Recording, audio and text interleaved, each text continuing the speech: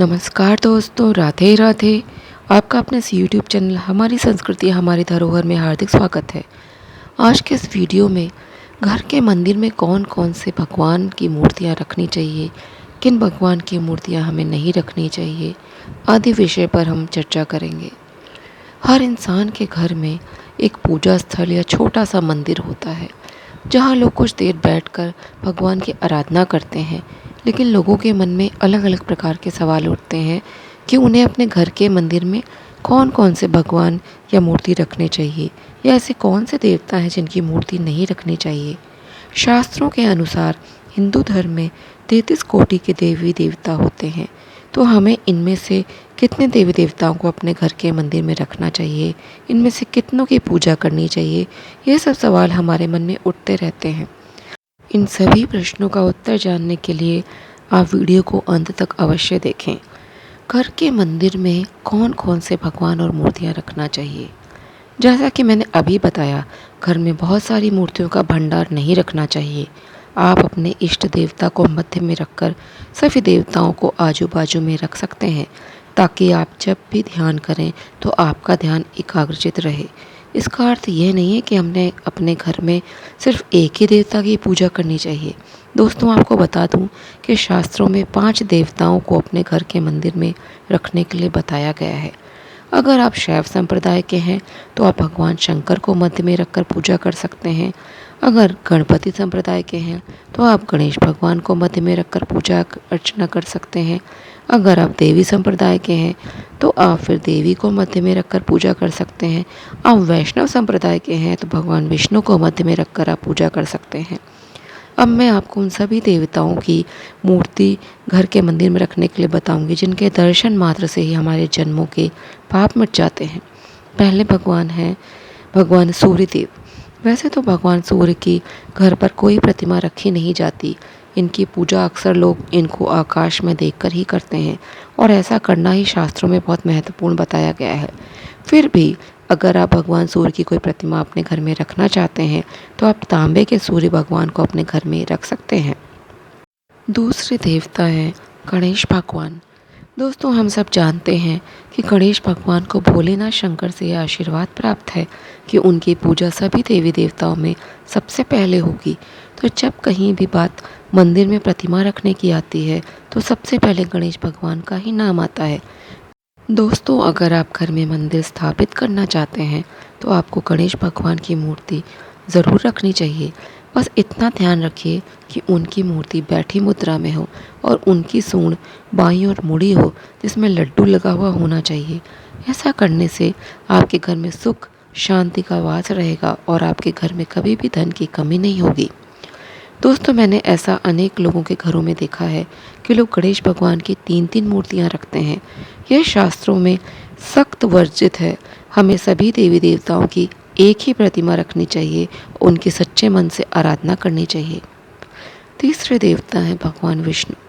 शास्त्रों के अनुसार इस पृथ्वी के रचयिता हैं ब्रह्मदेव, संहारक हैं भगवान शंकर, और जो पालनहार हैं वह हैं भगवान विष्णु।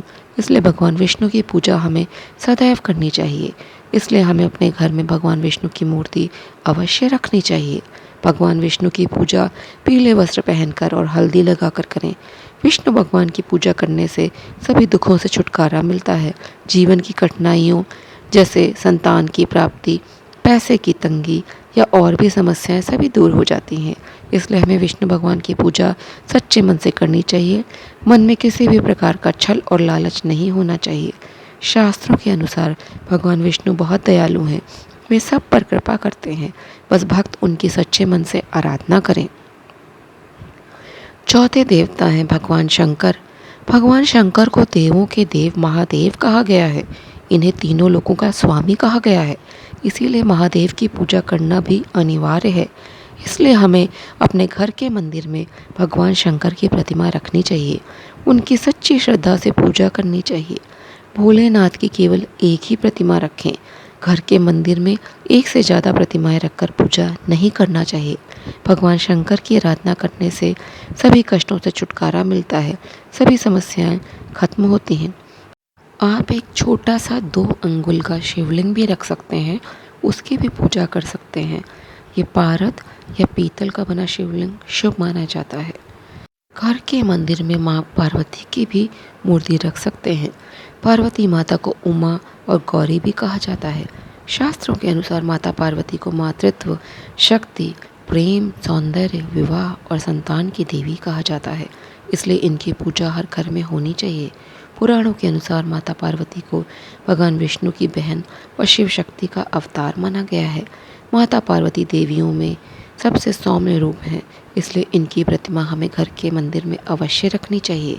माता पार्वती की पूजा करने से अपने जीवन साथी की उम्र बढ़ती है, घर में सुख समृद्धि आती है, संतान की प्राप्ति होती है और वैवाहिक जीवन सुखद गुजरता है।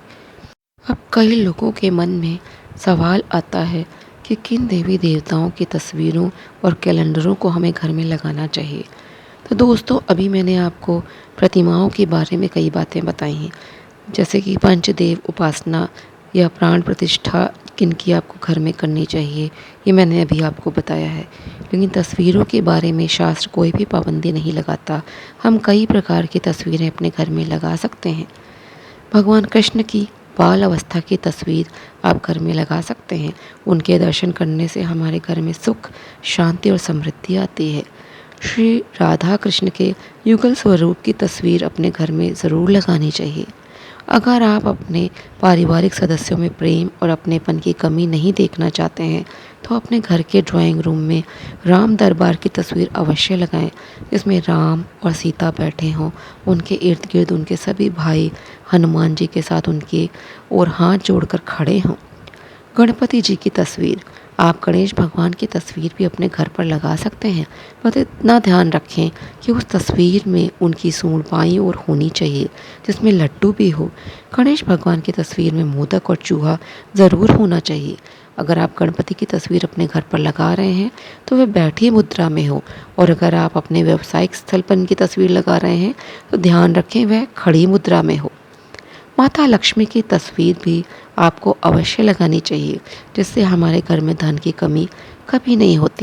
लेकिन आप ध्यान रखें कि माता लक्ष्मी की तस्वीर बैठी हुई मुद्रा में होनी चाहिए।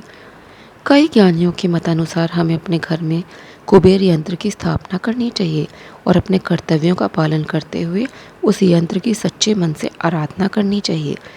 इससे हमारे व्यापार में बहुत अधिक उन्नति होती है और धन की समस्या भी कभी नहीं होती है।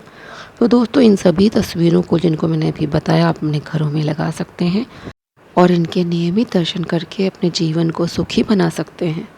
दोस्तों, अब हम बात करते हैं कि हमें अपने घर में कौन कौन से देवी देवताओं की मूर्ति या तस्वीर नहीं लगानी चाहिए।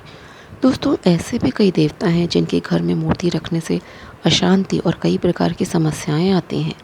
दोस्तों, हमारा पूजा घर सकारात्मकता का प्रतीक है। हम सुबह स्नान करके पूजा करते हैं ताकि हमारा शरीर सकारात्मकता से भर जाए और हम भरपूर एनर्जी के साथ दिन भर पूरा अच्छे से काम कर सकें। जब कभी भी अपने घर में मूर्ति या तस्वीर लगाने की सोचें तो जिन देवी देवताओं के बारे में आप बताने जा रही हूँ उन मूर्तियों की तस्वीरें कभी ना लगाएं। और अगर आपके घर में ये मूर्तियाँ हैं तो इन्हें तुरंत जाकर किसी मंदिर में दान कर दें। पहली मूर्ति है नटराज शंकर जी की मूर्ति। नटराज का अर्थ होता है नृत्य करते हुए। दोस्तों, भगवान शंकर नृत्य तभी करते थे जब वो अत्यधिक क्रोध में आ जाते थे, इसलिए घर पर भगवान शंकर की तांडव करते हुए मूर्ति रखना या कोई तस्वीर लगाना बहुत ही अशुभ माना जाता है। ऐसी तस्वीर घर पर लगाने से या मूर्ति रखकर पूजा करने से घर में लड़ाई झगड़े आदि होते हैं। परिवार के सदस्यों के बीच में मनमुटाव हो सकता है, मन में शांति बहुत कम रहती है। इसलिए अगर आपके घर पर भगवान नटराज शंकर की मूर्ति रखी है तो आप उसे तुरंत वहाँ से हटाकर किसी मंदिर में दान कर दें। दूसरी है माता महाकाली की। माता महाकाली का जो स्वरूप है वह देवियों का विघ्न विनाशक रूप है। इसी रूप में माता काली ने न जाने कितने राक्षसों का वध किया था। माँ दुर्गा ने राक्षसों का संहार करने के लिए ही महाकाली का रूप धारण किया था। माता काली का क्रोध अपार है। उनके क्रोध को आसानी से शांत नहीं किया जा सकता है। हमारे शास्त्रों में वर्णित एक कथा के अनुसार जब माँ दुर्गा ने माँ काली का रूप धारण किया, उनको राक्षसों के मर्दन के लिए भेजा, तो माँ काली को राक्षसों पर इतना क्रोध आ गया कि वो इस पूरी पृथ्वी से दानवों को खत्म कर देना चाहती थी। यह देखकर सभी देवी देवता चिंतित हो गए और फिर भगवान शंकर महाकाली के सामने जाकर लेट गए। माता काली अत्यंत क्रोध में राक्षसों को मारने के लिए आगे बढ़ी जा रही थी। उन्होंने नहीं देखा कि उनका पांव भगवान शंकर पर पड़ गया, पर जब उनका ध्यान गया तो उनका क्रोध शांत हो गया, क्योंकि उनसे बहुत बड़ी भूल हो गई थी। उन्होंने अपने पति पर पांव रख दिया था। दोस्तों, इस कथा से हम जान सकते हैं कि माता काली कितने क्रोध में थी। इसलिए शास्त्रों का मत है कि हमें अपने घर में माता काली के क्रोध से भरी तस्वीर को अपने घर में नहीं लगाना चाहिए। अगर हम माता काली की तस्वीर अपने घर पर लगाते हैं तो घर के लोगों के अंदर क्रोध बढ़ता जाता है। दोस्तों, आप कोशिश करें कि अपने घर में किसी भी देवी देवता की क्रोध वाली मुद्रा में कोई भी मूर्ति ना रखें। यदि क्रोध मुद्रा में देवी देवताओं की मूर्ति घर पर होगी तो बात बात पर गुस्सा उत्पन्न होगा और लड़ाई झगड़े होंगे। इसलिए घर पर सिर्फ सौम्य मूर्तियों को ही रखें। तीसरी मूर्ति जो वर्जित है घर पर, वो है शनिदेव जी की मूर्ति। दोस्तों, शनिदेव को सर्वोच्च ब्रह्मांड का सबसे बड़ा न्यायाधीश माना जाता है, लेकिन उनकी पत्नी के द्वारा दिए गए श्राप के कारण उनकी दृष्टि श्रापित है। शनिदेव की पत्नी ने शनिदेव को श्राप दिया था कि आपकी दृष्टि जिस किसी पर भी पड़ेगी उसका सर्वनाश हो जाएगा। शनिदेव को घर में रखने से उनकी दृष्टि हमारे घर के सभी सदस्यों पर पड़ती है, जो कि एक शुभ संकेत नहीं है। ऐसा करने से आपकी हानि हो सकती है। इसलिए शनिदेव की मूर्ति घर पर रखना शुभ नहीं माना गया। तो अगर आपने अपने घर में शनिदेव की मूर्ति रखी है तो उसे आज ही पास के किसी मंदिर में दान कर दें। चौथी है भैरवनाथ जी की मूर्ति। भैरवनाथ साक्षात भोलेनाथ के अवतार हैं और भैरवनाथ जितनी भी तंत्र मंत्र की क्रियाएं हैं उन सब के स्वामी कहे जाते हैं। भैरवनाथ की पूजा करना हर इंसान के बस की बात नहीं है, क्योंकि भैरवनाथ की पूजा तंत्र मंत्र और त्याग से होती है। तांत्रिक लोग ही इनकी विधि विधान से पूजन कर सकते हैं। हम सब लोग जिनको तंत्र मंत्र का ज्ञान नहीं है भैरवनाथ की पूजा नहीं कर सकते। इसलिए हमें भैरवनाथ की मूर्ति अपने घर पर पूजा स्थल पर नहीं रखनी चाहिए। अगर आपके घर पर भैरवनाथ की मूर्ति रखी है तो उसे आज ही किसी मंदिर में जाकर दान कर दें। हर इंसान की एक कामना होती है कि लक्ष्मी जी उनके घर पर निवास करें, लेकिन अगर आपके घर के पूजा स्थल पर माता लक्ष्मी की खड़ी मुद्रा है तो यह धन के लिए बहुत ही अच्छे संकेत नहीं है।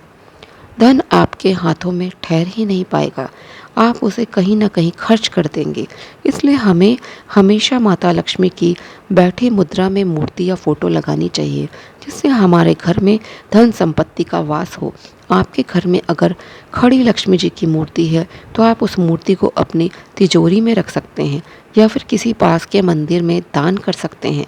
लक्ष्मी माता की मूर्ति के साथ आप गणेश और सरस्वती जी की भी मूर्ति रख सकते हैं, लेकिन ध्यान रखने योग्य बात यह है कि इन तीनों की मूर्तियाँ खड़ी मुद्रा में नहीं होनी चाहिए। इनकी खड़ी मुद्रा में मूर्ति रखने से घर में सुख समृद्धि का वास कभी नहीं होता। समुद्र मंथन के समय भगवान विष्णु ने राहु नाम के राक्षस को अपने सुदर्शन चक्र से 2 हिस्सों में काट दिया था, जिससे सिर वाला हिस्सा राहु नाम से प्रचलित हुआ और बचा अन्य भाग का नाम केतु हुआ। शास्त्रों में राहु और केतु को 9 ग्रहों में स्थान प्राप्त है, पर यह दोनों ग्रह सौम्य नहीं माने जाते, इसलिए इनकी पूजा घर पर करना शुभ नहीं होता। अगर आप 9 ग्रहों के यंत्र की स्थापना कर रहे हैं तब आप उस समय राहु केतु की पूजा कर सकते हैं, लेकिन अकेले राहु या केतु की मूर्ति की पूजा करना शुभ नहीं माना गया। इसलिए घर के पूजा स्थल पर कभी भी इन दोनों की मूर्तियां न रखें। शास्त्रों में एक देवता की एक ही मूर्ति रखकर पूजा करने के अनेकों महत्व बताए गए हैं। मूर्ति स्थापना करते समय हमें इन बातों का ध्यान देना चाहिए। घर पर 2 शिवलिंग कभी नहीं होने चाहिए। गणेश भगवान की 3 मूर्तियां नहीं होनी चाहिए। 2 शंख नहीं रखने चाहिए। 2 सूर्य की प्रतिमा नहीं रखनी चाहिए। 2 शालिग्राम की पूजा घर पर नहीं करनी चाहिए। अब आप लोग सोच रहे होंगे कि इसका मतलब क्या 2 मूर्तियां घर पर रख सकते हैं? तो दोस्तों मेरा सुझाव यह है कि आप हर देवता की सिर्फ एक मूर्ति ही घर पर रखें और सच्चे मन से उनकी आराधना करें। तो दोस्तों आपको मेरा ये वीडियो अगर पसंद आया हो तो मेरे चैनल को सब्सक्राइब करना ना भूलें, वीडियो को लाइक करें और शेयर करें। जय श्री कृष्णा, जय श्री राधे।